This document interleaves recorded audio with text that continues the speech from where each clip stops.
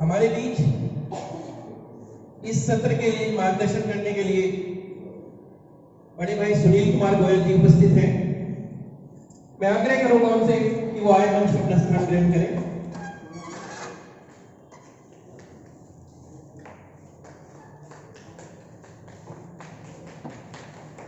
सुनील जी अनेक पुराना इनका पूरा काफी लंबा चौड़ा अनुभव है। पूर्व में कई दायित्वों पे वो रहे, विभिन्न दायित्वों से जुड़े रहे, महामंत्री रहे त्रिगण मंडल के, संघ से भी वो जुड़े रहे, जिला संयोजक रहे ट्रांसपोर्ट प्रकोष्ठ के, और युवा मोर्चा युवा स्तर से ही वो पार्टी से जुड़े रहे। संघ में उनकी निरंतर भागीदारी रही, जो उनका विचार रहा। बाल्यकाल से ही संघ से जुड़े रहे, तो इसलिए जो मूलाधार है हमारा संघ का, वो उनका समावेश उनके पूरी कार्यशैली में दिखता है। अब मैं ज्यादा न बोलते हुए शारदा गुप्ता जी से कहूंगा, अनुरोध करूंगा कि वो हमारे मुख्य अतिथि का स्वागत करें।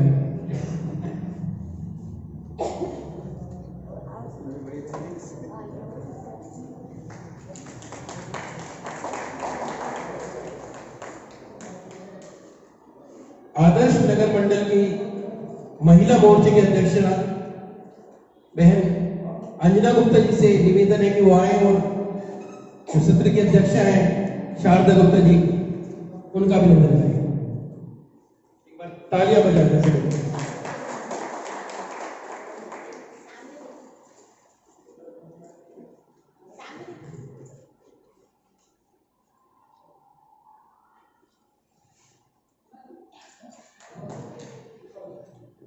आगे के मार्गदर्शन के लिए मैं सुनील गोयल जी से कहता हूं कि अपना वक्तव्य रखें।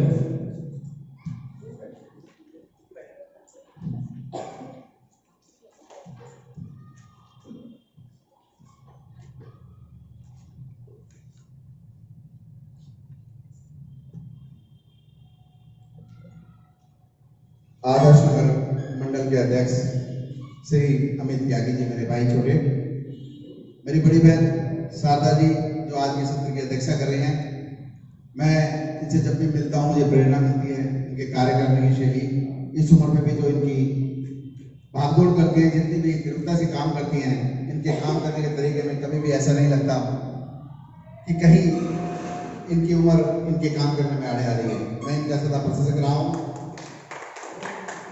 शशि जेटली जी जिनके सामने हम पढ़े हुए हैं, राजनीति सीखी है हमने, हमारे बड़े भाई, मेरे प्यारे कार्यकर्ताओं, भारतीय जनता पार्टी के अध्यक्ष कार्यकर्ताओं, मुझे आज विषय मिला है आज के भारत की वैचारिक मुख्यधारा और हमारी विचारधारा।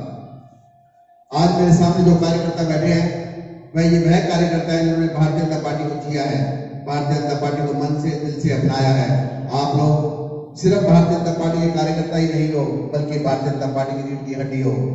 आज भारतीय जनता पार्टी विश्व की नंबर 1 पार्टी है जिसमें पार्टी की विचारधारा को मानने वाले सबसे ज्यादा कार्यकर्ता हैं, जो अपने अंदर पार्टी की छवि देखते हैं। दोस्तों, आज अगर हम अपने आप को यशस्वी प्रधानमंत्री श्री नरेंद्र मोदी जी की छाया में सुरक्षित मानते हैं तो इसका कारण आप सभी हैं।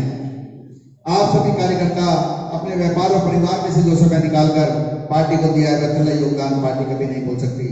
कई बार कार्यकर्ता पार्टी से नाराज हो जाते हैं, पार्टी के अधिकारियों से नाराज हो जाते हैं, पार्टी के द्वारा टिकट देने पर आप लोगों के द्वारा चुने हुए प्रतिनिधियों से नाराज हो जाते हैं। मैं आप सभी की इस नाराजगी को बहुत जायज मानता हूँ, क्योंकि नाराजगी वही होती है जहां अधिकार होते हैं। आप लोगों के अधिकार किसी से छिपे नहीं है, कोई भी उनको स्वीकार नहीं कर सकता। आप जैसे कर्मठ कार्यकर्ताओं में यह ताकत है जो सब कुछ, चुनाव आता है तो आप सारी बातों को भूलकर सिर्फ भारतीय जनता पार्टी को जिताने में लग जाते हैं। आप सभी कार्यकर्ताओं को मेरा दंडवत प्रणाम। दोस्तों, जब भारतीय जनसंघ का निर्माण हुआ उसके बाद जब जनता पार्टी बनी या 1980 में भारतीय जनता पार्टी का गठन हुआ, हर वक्त इस बात को ध्यान रखा गया कि चाहे कुछ लोग छूट जाए, चाहे पार्टी को बड़ी करने में कितनी मेहनत लग जाए, परंतु पार्टी की जो विचारधारा है, जो मूलभूत सिद्धांत है, वह न छूटने पाए। दोस्तों, भारतीय जनता पार्टी का अर्थ ही देशभक्त पार्टी के रूप में माना जाता है। आज भी कोई अनजान आदमी अगर रोड पर खड़ा होकर देशभक्ति की बात ही करने लग जाता है तो जरूर लोग कहते हैं कि जरूर भारतीय जनता पार्टी का कार्यकर्ता होगा। ये हमारे लिए बड़ा गर्व का विषय है। हम सब में अपने पार्टी के जन्मदाताओं को जब अपना मुंह दिखाएंगे तो हमें शर्म नहीं आएगी, बल्कि अपने ऊपर बड़ा गर्व महसूस होगा। ऐसे ही अद्भुत कार्यकर्ताओं के बीच में आज मैं बड़ा गर्व महसूस कर रहा हूँ। अपनी बात को कहते हुए दोस्तों, मुझसे भूल से भी कोई भूल हो जाए तो मुझे क्षमा करना। आज मेरा आप लोगों के सामने बोलने का, अपनी बात करने का पहला प्रयास है। आज से पहले मैं किसी मंच पर भी कार्यकर्ताओं के सामने अपनी बात को इतनी सहज ढंग से रखने की हिम्मत नहीं कर पाया हूँ। मुझे विश्वास है आप मेरी गलतियों को क्षमा करेंगे और मेरी हौसला अफजाई करेंगे। भारत की आजादी के बाद की राजनीति का वैचारिक आधार मुख्यतः पाश्चात्य रहा। आजादी के पूर्व का गांधी विचार, लोकमान्य तिलक एवं श्री अरविंद जी के विचार, जिनका आधार भारतीय तथा उन्हें पूरी तरह बुला दिया गया। यहाँ तक कि भारत माता की जय, वंदे मातरम भी बुला दिए गए।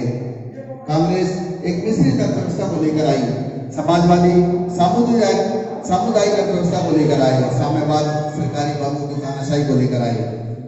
कांग्रेस ने अपने को लोकतांत्रिक समाजवादियों ने अपने आप को भारतीय समाजवादी तथा साम्यवादियों ने अपने को वैज्ञानिक समाजवादी कहा।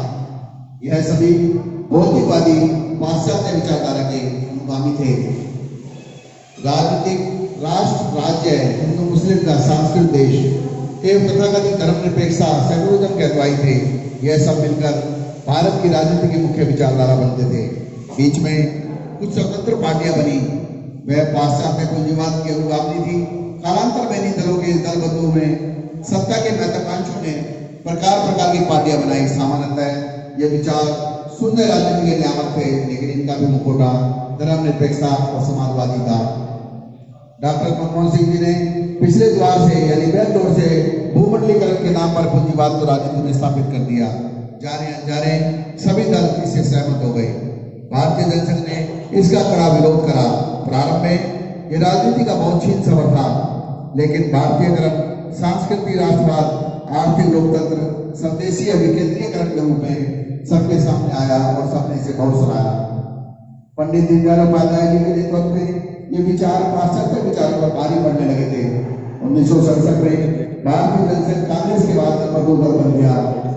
अब पाश्चात्य विचारधाराएं रक्षात्मक मुद्रा में आ गई।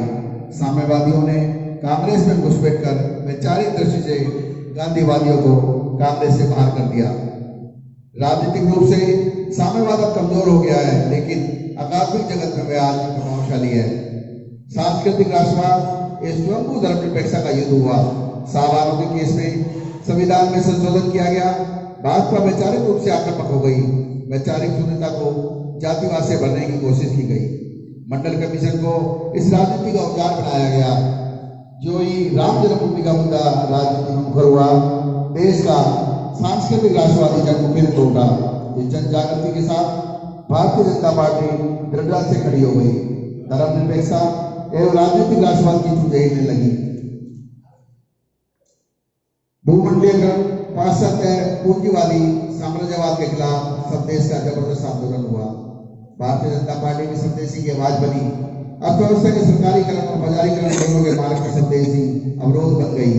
अब राजनीति को पूंजीवाद और समाजवाद के समानांतर तीसरे मार्ग की खोज हुई। इस खोज ने एकात्मक मानववाद के विकल्प प्रतिबिंब बन रहा है। भारत के एकात्मिक विश्वविद्यालयों में दीनदयाल जी के विषयों पर शोध चल रहे हैं। विचार शून्य राजनीति अब क्रमशः हाशिए पर आ रही है। शिक्षा क्षेत्र में अनौपचारिक निवेशीकरण की प्रक्रिया प्रारंभ हो गई है। भारतीय जनता पार्टी की विचारधारा यानी भू सांस्कृतिक राष्ट्रवाद, आर्थिक लोकतंत्र, अंत्योदय, शिक्षा का भारतीयकरण तथा पंचनिष्ठाएं हैं। आज ये विचारधारा भारत की मुख्य विचारधारा बन गई है। कोई भी राजनीतिक दल इसे चुनौती नहीं दे पा रहा है तथा न ही कोई विकल्प दे पा रहा है। बीते युग की पाश्चात्य प्रतीक विचारधाराओं के स्रोत सूखने लगे हैं। हम भारतीयों के प्रभाव को छोड़ दे करना होगा। बहुत से लोग कहते हैं कि भारत की आजादी में बीजेपी का कोई योगदान नहीं है। हमारे कई कार्यकर्ता इस बात का कोई जवाब नहीं दे पाते। दोस्तों, यहाँ हरियाणा के कितने कार्यकर्ता हैं? क्या आप लोग मानेंगे कि हरियाणा का कोई योगदान भारतवर्ष की आजादी में नहीं है? क्या आप इस बात से सहमत हैं? इस बात से कोई सहमत नहीं हो सकता, क्योंकि हरियाणा में रहने वाले कितने लोग आजादी की लड़ाई में शहीद हुए, उनकी गिनती असंख्य है। 1857 की क्रांति सबसे पहले अंबाला छावनी से शुरू हुई। ये प्रतीक है बलिदान का। इतिहास भरा पड़ा है अद्भुत बलिदान गाथाओं का, जिसमें हमारे आजादी के संघर्ष का इतिहास भरा पड़ा है। लेकिन क्योंकि जब इस प्रदेश का नाम हरियाणा नहीं पंजाब था, इसलिए इतिहास में इसका जिक्र नहीं किया गया।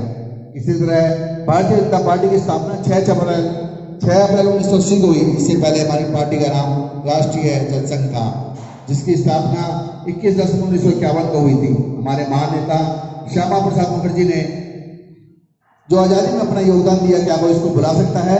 उनकी तरह हमारे और अन्य नेताओं का योगदान क्या हमारी पार्टी का योगदान नहीं है? ये काला इतिहास कांग्रेस पार्टी ने अपने वफादारों से लिखवाया, जिसमें 80% सिर्फ चापलूसों को जगह दी गई। उनकी मजबूरी थी, उन्हें सरदार वल्लभ भाई पटेल को इतिहास पुरुष के रूप में जगह देनी पड़ी। उनका बस चलता तो गांधी खानदान और नेहरू खानदान के अलावा किसी का कोई जिक्र नहीं होता। भारत को आजादी तो मिली, परंतु पूर्णतः नहीं, क्योंकि कांग्रेस विचारधारा शुरू से ही अंग्रेजों की विचारधारा से प्रभावित रही। यहाँ तक कि भारत माता की जय और वंदे मातरम घोष देश के विरोधी माने गए। आज भी कोई जब ये नारे लगाता है तो माना जाता है पक्का भारतीय जनता पार्टी का कार्यकर्ता होगा। यह हमारे लिए बड़ा गौरव का विषय है। कांग्रेस ने अपने आप को लोकतांत्रिक समाजवादी पार्टी के रूप में स्थापित करने की कोशिश करी, परंतु वे अपनी पाश्चात्य विचारधारा को नहीं छोड़ पाए। इसलिए उनके कार्यकर्ता आज तक कंफ्यूज है कि हम किस विचारधारा के हैं। जब भी हम उनसे बहस करते हैं